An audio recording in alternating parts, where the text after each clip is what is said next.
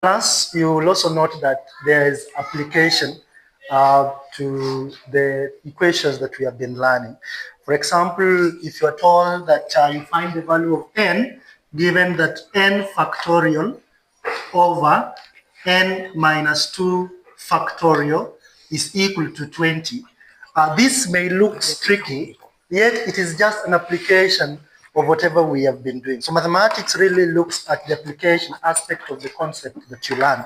And so this one can be solved as, remember, if at all a number is, you're looking for a factorial of a number, that is the same as reducing the number by 1 as you progress towards the right-hand side. So we just reduce it by 1, 1.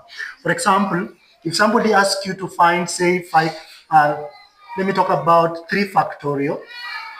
3 factorial is the same as having 3 times 2 times 1. That means 3 times the value of 3 less 1 gives us 2. The value of 2 less 1 gives us 1. So 3 factorial is 3 times 2 times 1. So n factorial, therefore, can be written as n, of course, times n minus 1, then times n minus 2. Of course, we can continue, so we can just put their factorial divided by, we can have that as n minus 2 factorial.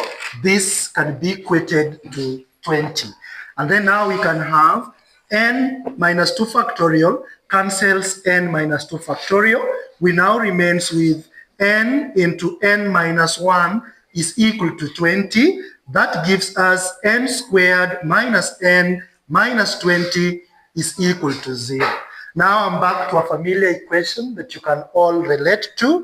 Of course, this is a quadratic equation, which you can use a number of methods to solve. We have quadratic formula, we have completing square method, we have product and sum method. Whichever method that now you want to use, you can use so that you find the value of n that is required. You can all see that I'm looking for two numbers, that when I multiply, I get negative 20.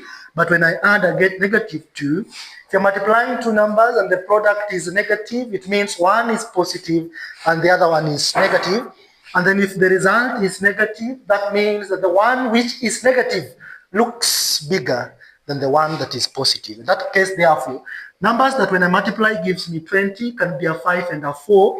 So like my definition, I've rightly put it, our 5 will be negative, our 4 will be positive. So we can proceed by having n squared minus 4n, no, plus 4n minus 5n minus 20 is equal to 0.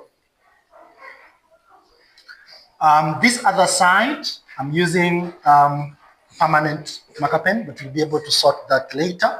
So this other side, I can have factoring what is common here. So n into n minus n plus 4, minus 5 into n plus 4, gives me 20. Of course, n minus 5 or n plus 4 gives me 20. N can be 5 or n can be negative 4. And those are the required solution for the value of n. Are you assisted, John Calais? Yes, indeed.